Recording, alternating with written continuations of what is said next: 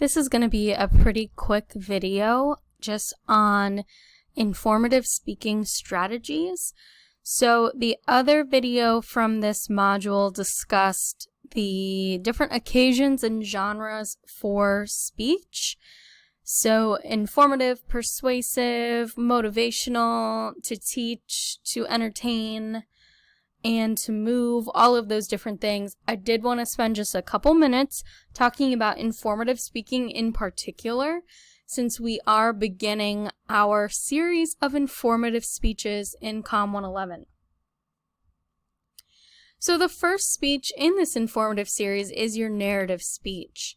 So a reminder that a narrative speech can be informative, it can be persuasive, or it can be inspirational and motivational. They are multi-purpose. And the cool thing about narrative speeches is that you decide what your purpose is. Do you want to just convey information or a lesson, or do you want to move us toward action? And there are lots of different examples of how versatile narratives are. One speech I always like to show in class is Barack Obama's 2008 campaign speech. So this is before he was elected to be president. And it's not, I don't show it in a partisan way.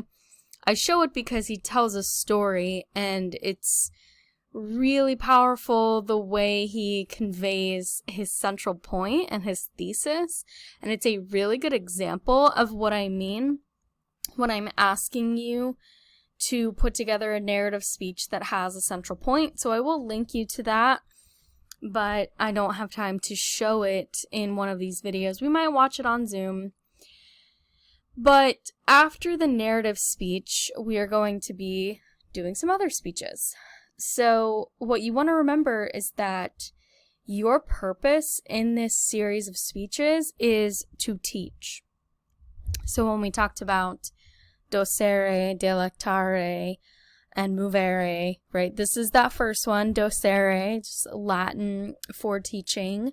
So we're not ready for you to persuade us yet. We're not ready to be convinced about anything or to be presented with information that might lead us to make a decision one way or the other.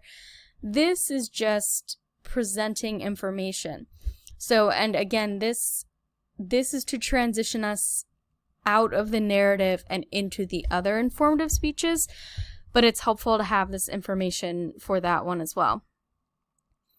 So the goal of informative speaking is to impart knowledge in order to raise awareness or deepen understanding of some phenomena.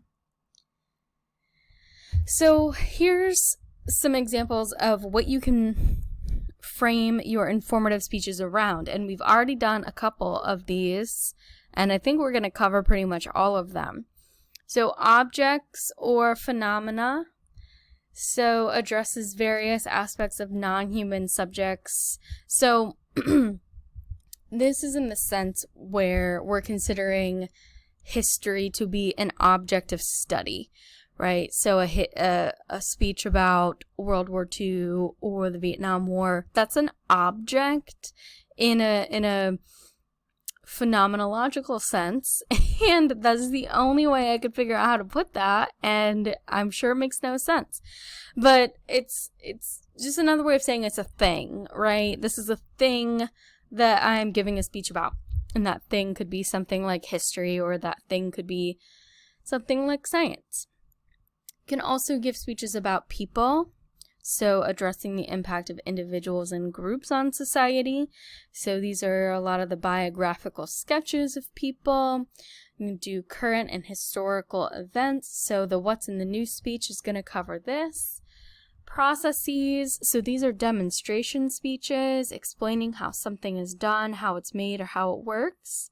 Then we get into concepts, so addressing abstract or complex ideas, theories, or beliefs. When you do your In My Other Class speech, you can choose to do that on some sort of concept that you are learning about in that class.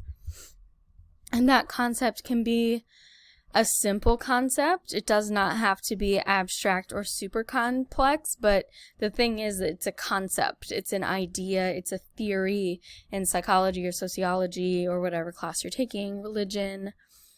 And then issues. So issues have to do with problems or matters of dispute. So you can see how this would be very close to a persuasive speech subject matter, but if you keep the purpose primarily informative, you're just presenting the information, the data, the facts, the observations, the things that are empirically studied about a given issue. And then that can set you up for a persuasive speech. So you can see some examples here on the right hand of the column.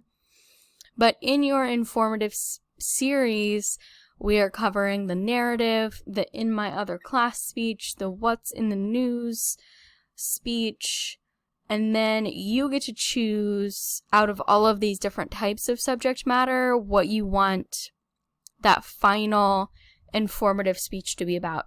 So you can do demonstration, you can teach us how to cook or bake something, you can really do any one of these. You can do a biographical sketch on someone you really admire, or yeah, it's pretty limitless as long as your purpose is to inform.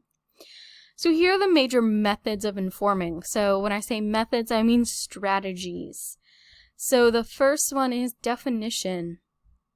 And I'm not talking about definitions that you can find in a dictionary. Those are helpful, but when you are explaining some sort of concept to us, sometimes defining it in its dictionary meaning is not helpful because we don't have the context for all of the other things that are in that definition. So when you see definition here, I want you to think, in my own words, how do I define this thing? How do I define love? How do I define truth? Whatever it is. And it can be more concrete than that. How do I define, how do I define success? That's still pretty broad. It's getting late, so I'm blanking. But so you can define things that are more abstract. You can define things that are pretty specific, like some sort of concept from a class that has like an actual scientific definition. Then we're getting into description, which has to do with giving us all of the features of something. So all of the details about what this thing or this person is like, what it looks like, what it smells like, what it tastes like. Just when you're describing something, you're describing its essence, its nature, and you are being detailed with it. Very vivid description. You're trying to paint a picture for us. Demonstration, so you are performing something live as your informative speech. And like I said before, that could be cooking or baking something, although you want to keep the time into consideration. One of the things that I think TikTok is really useful for is you record it in little pieces and then you put it all together and you see everything in 1 minute. And while I'm not going to necessarily encourage you to do that for your informative speech in here because you'll have much more than a minute, you can think about ways to highlight specific steps and prep some other steps ahead of time so that you don't have an hour to go through your cookies or brownies or whatever it is. Explanation is giving us more of a connection between ideas. So in my lectures, I often try to, in every lecture, I try to connect what I have in front of you in that particular video with videos from other modules. I provide examples from your daily life, from the news. So explanation is really where you're not just telling us information, you are connecting it with other things that will help us understand it. Reporting, on the other hand, is just that. You're reporting a news story, you're reporting the facts of an event that was happening. It is objective in that sense. And then finally, narrative. So just to wrap up this video, I wanted to connect this to the activity that we can do together on Zoom, or you can do it on your own. But what I'm showing you in this comment-only video is a TED Talk, and it is called My Stroke of Insight. And this neuroscientist talks about her experience having a stroke. And it sounds kind of weird, but my students in the past love this TED Talk. I love this TED Talk. And I want you to watch this video, and I want you to think about the strategies she uses to inform.